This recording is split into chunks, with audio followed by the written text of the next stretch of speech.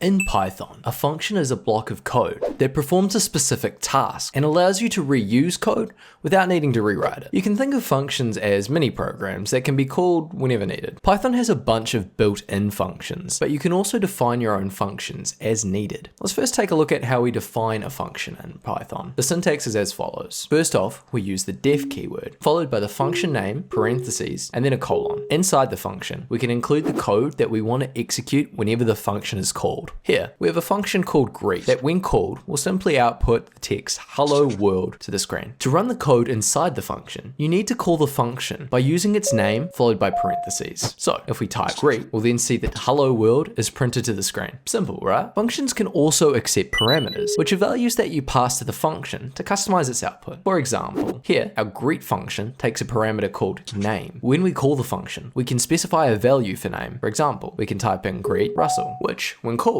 will then output hello Russell. You can think of parameters as placeholders that allow functions to handle different data inputs. Often you want your function to return a result. For that, we can actually use a return statement. For example, when we call add 5 and 3, the function returns 8, which we can then use elsewhere in our code. Let's combine everything we've learned. Here's a function that calculates the area of a rectangle. If we call the function calculate_area, and specify the parameters as 10 and 5, the function returns 50. This is a good example of how functions can help keep our code modular and organized. That's it for my guide on functions in Python. If you like the video, like the video. You want to see more of me? Press subscribe. Thanks for watching.